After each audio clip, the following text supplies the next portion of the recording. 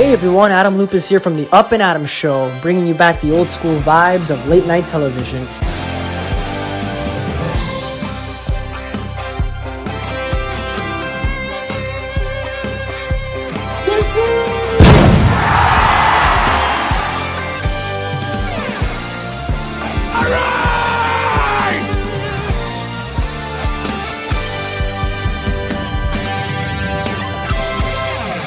But first, before we get into anything, because I just mentioned that you're a writer and director, but I want to really understand the process of how you got into filmmaking, because I know it's a very hard, very competitive industry to get into, and it's not something that you hear a lot about people doing nowadays, or they do it just for a hobby. But you're really taking it full force. So how did you get started with it? Yeah, for sure. Definitely competitive, definitely challenging. For me, just to go back, how I found my love for movies, I owe it to my parents. My parents had this ritual, this thing, since before I was born. Sit down with your kid.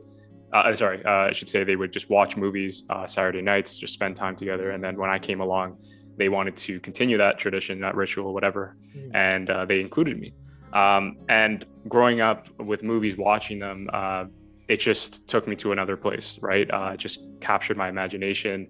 And I pursued the role of a director, even though I had no idea I wanted to be a director, because in school we're taught, when you finish an assignment, when you're done something that you create, you credit your name at the end of it, right? By Daniel Calderon or by Adam Lupus.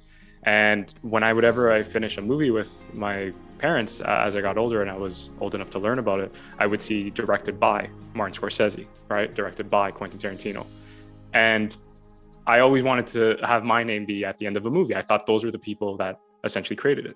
And basically I realized as I got older, as I matured, that it's more complex than just one person putting it together. There's a whole team of people. But I always knew in my heart, I always kind of envisioned for myself being a leader, being someone that could carry a team, work with a team, I should say, in achieving the same vision, and creating movie magic, really. So in terms of your question with regards to filmmaking, I pursued filmmaking. I got into it really by just kind of always being obsessed with the craft. I think it happened through osmosis and a combination of me, positioning myself in situations that would grant me those opportunities. The earliest thing that I can remember in terms of pursuing filmmaking, one was I took a writer's craft course back in high school that kind of familiarized myself with telling a story. And that's what I should mention. Before anyone out there wants to become a director or has ambitions of becoming a director, you need to know how to write a story. You need to know how it's conceived and how a story works. So I took this course called Writer's Craft, and I think that was my first stepping stone to becoming a filmmaker. Because that enhanced my writing capabilities. I also took it upon myself to read more. And then I was introduced because I would write screenplays throughout my university career. And in between that, I was introduced by a manager at my retail store that I worked at to a Toronto director, a local director, and he would do music videos and photo shoots. And he was the first professional director I actually shadowed. And one of the biggest projects I worked on, I was only a production assistant, but I got to witness is a music video for Tory Lanez. So that was really exciting for me to see the whole process go through. It really is magic. That's why I keep repeating the word, because as you know, when we did our collaboration, to see the bare bones of it, the process of putting it together, and then you see the end product, it's like, I was there for that. Wait, that guy made me look like this. That guy made me look like, you can't really conceptualize that process. So anyway, I had that experience working as a PA, shadowing the director, and that was amazing. And then I think after that, I just kind of took it upon myself, man. My parents, they bought me my first camera to help me out because they realized how ambitious I was about this dream. They bought me a Canon DSLR camera. And I just started shooting in downtown Toronto, especially in the summertime. I made little short films, which I starred in, along with editing it, cinematography, providing the music, the score, all that. And it wasn't until I took it upon myself, took it even another step serious, where I said, there's only so much I can do with myself or with a friend that I asked to be in my film.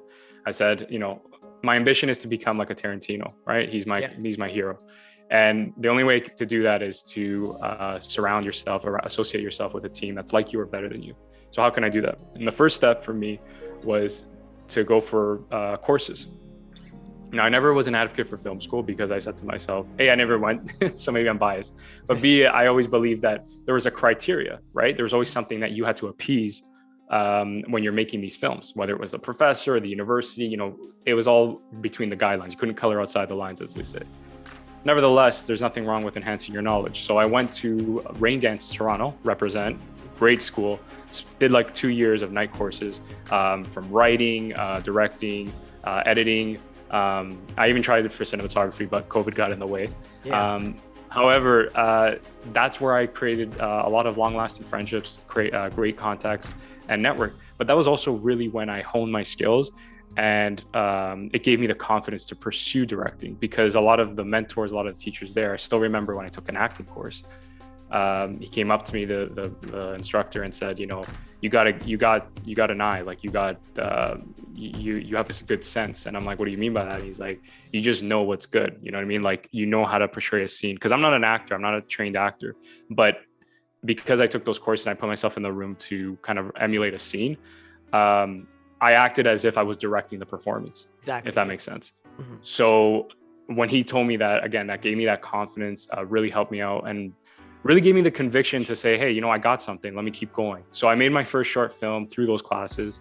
It's called Blackout. That was like my first, I would say, proper short film that I made with my A7 III camera, like better equipment that I used.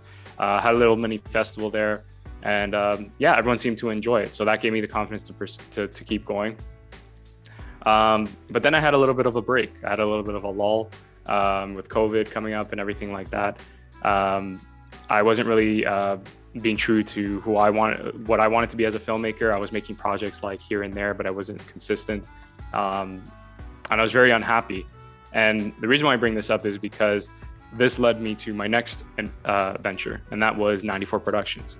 So 94 Productions was created because instead of doing random projects here and there and not really having a proper representation in the industry, especially when I was going to networking events, I found that I did not have any identity. Like, people were giving out cards, business cards. They were communicating, oh, you worked with this client, that client. And I was always going in the room saying, hey, I'm Daniel Calderon, I love to make movies. And they're like, oh, okay. And then they would turn their back on me. Yeah. And I realized I need something to represent me, like some sort of entity to really encapsulate like the vision, you know what I mean? Yeah. And to really encourage people like yourself, right? Clients to work with me, to collaborate with me, to create projects either for them, myself, or together. So 94 Productions was created. 94 Productions started right before the pandemic, January 2020. On my way back from New York City, it was a family trip. I was on the highway, and I said to myself, you know, this year I really got to make something of myself. 2020, like, this is my year. This is something I really got to, you know, do something great that I'll feel fulfilled. And, you know, no one's behold, unbeknownst to me, we would enter a pandemic. But in that time frame, in that mindset, that car ride home, I really believed like anything is possible, and it still is. And with that conviction, I remember saying, what should I name this production company? And we were on the interstate, and it said North 94. And I saw the 94 number. 94 has always been personal to me because I was born in the year 1994. And someone who, you know, has a appreciation and respect for sports. I always admired the players that put their number on the back of their jersey. So that really, like, enjoyed that idea.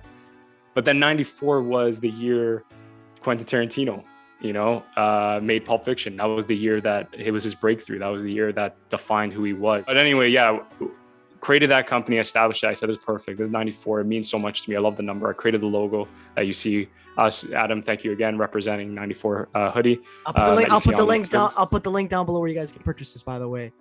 Thank you. Yeah, appreciate that. And yeah, the rest is history. So after that, I basically just did like a lot of freelance work. I did real estate videos. I took in really anything that allowed me to be creative. And instead of being restricted to just filmmaking, I said, no, I'll bring filmmaking to any industry. I'll bring it to any platform. You know what I mean? And that's where I would come in. That's my story of how I became a filmmaker. It was really just, you know, always being obsessed with the craft, always persisting, always learning, going on YouTube, understanding the science behind it, not so much the art form, right? And that's, by through consistency, and I say osmosis, by happenstance, because of the opportunities I've been given. I ended up in this situation, this position. One thing I actually want to talk about, because, obviously talk about all the good, with good, there's always, it always comes with bad, right? Because it's, life's not this, it's always this, right? So I want to talk about a little bit of your struggles that you faced, and that you still are facing as a filmmaker. Yeah, man. A lot of the struggles, there was so many before I got to this point, and a lot of them were me just getting in the way of myself. I admit that, because I'm extremely competitive, and I'm hard on myself, and I compare, not in an unhealthy way. It's more in a way where I like to evaluate, see where I am, if there's something more I could be doing. But I know it affected me really bad, and the struggles, my family is very supportive, and I'll say that to the day I die. They really do believe in me. They truly see the talent. But it was very tough convincing them, because every time I would speak about my dream or just the idea of filmmaking, that shoot, right, with Tory Lanez, shadowing him, I remember, again, they still, I was 21, they still obviously were supportive. They let me go, but you could tell that there was that skepticism. What are you going to be doing there? Is it worth it? Do you really want to do this for the rest of your life? They just didn't understand. They didn't get it. And that hurt the most, because it's your family, right? It's people that you care about, the ones that really got me into movies. You know what I mean? The ones that, whether they like it or not, they're the ones that introduced me to that world. And they joke around with me, if we knew whatever, we put you in front of a book. But yeah, man, but movies, that's my identity. That's what defines me. And I always took pride in that, where since I was a kid, I always knew what I wanted to do. You have kids all the time nowadays, especially, saying I want to go to Europe for a year, discover myself. But me, it was I was always that guy, since I was 6, even in high school, people figure out where they want to go to college. I was always I know exactly what I want to do. I just don't know how to get there. So the biggest struggle, or my next struggle I should mention, is just really not knowing anyone, man. I didn't go to film school. I try not to choke up on this interview, but I really didn't know anyone in the business, man. I would go to these networking events alone, no friend to accompany me, whether they were in the industry or not. No one really wanted to show up with me, and I just kind of braved it, and I did it myself, because I'm a strong believer, as you know. I tell you this all the time, is showing up is the hardest part, because it's humility. It requires humility. To show up to a networking event, to show up in a room that you don't know anyone, you don't know anything, but to have that inclination, to have that courage to learn, you know what I mean? That's Absolutely. All you need. And when I showed up to these events, man, I've been turned down, I've been laughed at. People rejected my business card. People didn't want to talk to me because they didn't have the films I do now. And I know I'll be at networking events where they'll still do that, no matter how many I put out. It's just about the consistent persistence. But I remember that was the toughest part, man. Just going into those rooms and not having the 94 collection, the brand, the productions company, not having any representation, any really direction on where I was headed. All I knew in my heart is what I wanted to be. And that was so hard to execute and articulate. And I would say the biggest struggle now, man, is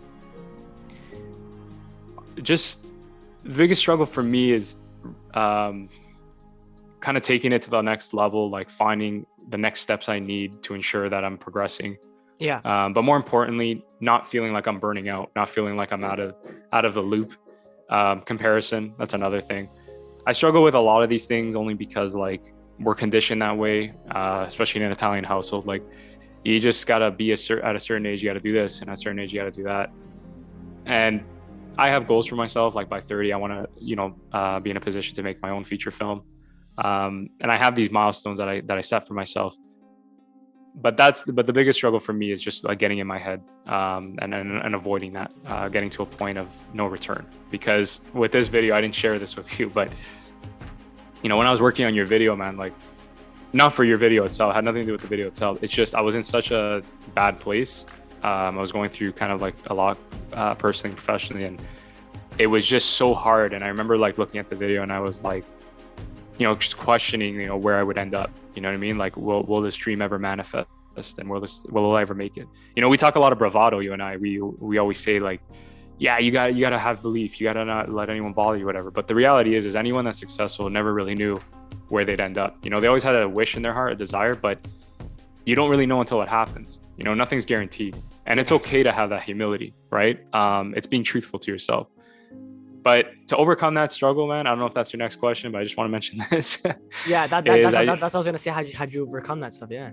Yeah, to how I overcome it, man. I just, when I got like for your video, right? An example, and this happened many times in my career, just looking over my content is I sat myself down, I looked at the video and I saw your passion. I saw your, you know, what the shots I've done, I made, and it made me realize, you know, like you always go back to a place of like why you started, you know, was it for the views? Was it for the subscribers? Was it for the vanity? Was it because you want to sit next to Drake at a fucking Raptors game? No, you know, it was because you love movies. And sorry, man, I get really emotional, but no, dude, it's it okay, just brings me back. It's nice to hear this stuff. No, it hits me, man, because like, nah, it just brings you back to when you're a kid. It's okay, bro. No, don't worry, man. Listen, it's fine to get emotional stuff. I do too. Yeah. There's times I doubt myself all the time, man. And you know, we just as humans and as creators, we gotta just adapt. And I know, as corny as it sounds, because I know we have to be realistic sometimes, but at the same time, man, what is realistic? You know, I always tell myself that. What is realistic? Like, why is it unrealistic to think you're gonna be a movie star or a famous director, this, that? And you know what? It's for any reason, bro. At the end of the day, if your dream is, like you just said, if it happened to be that you wanted to sit beside Quentin Tarantino at the Oscars, or even just to work with him or do something like that, you know what? Fuck it. Who cares? It doesn't have to be all the time. Like, I hate when people say, oh, I'm doing it because I just want to, you know, inspire. Okay, that's great. But sometimes people just, doesn't have to always be about that. It can be for selfish reasons too. And there's nothing wrong with it. It could be because some people do it purely for the money, man. Get out of a shitty life. Maybe they're from the ghetto or like, and that's fine. And that's fine too. As long as you have a purpose and you have something that's driving you to something, that's fine. The wrong reasons, I think, is when you're doing it and you're not doing it true to yourself. If being true to yourself is for the money, fuck it, do it, man. Like, to each their own, man. Like, that's one thing I gotta don't say. get me wrong. And don't get me wrong, that's why I'm happy you bring it up. Like, I'm for it. Like, I told you from day one, the reason why Tarantino level is because I want people to see my movies. You know what I mean? I want the biggest audience possible. Yeah. I want, you know, the fame and the money like that come with it, because I know it can even help me propel me to telling even better stories. But the reason why I get choked up is because I think about before I met you, before I even started this podcast, before I even made videos. And it was just like really authentically, sincerely, like a kid, me just loving movies, you know, just wanting to tell my story. So what I'm saying is, when I get caught up in that world of, you know, oh, I don't have 100,000 subscribers, or I know that's the cynical older Daniel talking. That's not the kid that, you know what I mean, that didn't know any of this. Absolutely. Because I wasn't into the social media and any of that crap. I just got into it because of, you know, the purposes of my business. But before that, man, all I cared about was making the best movie I could possible. And that's still the plan.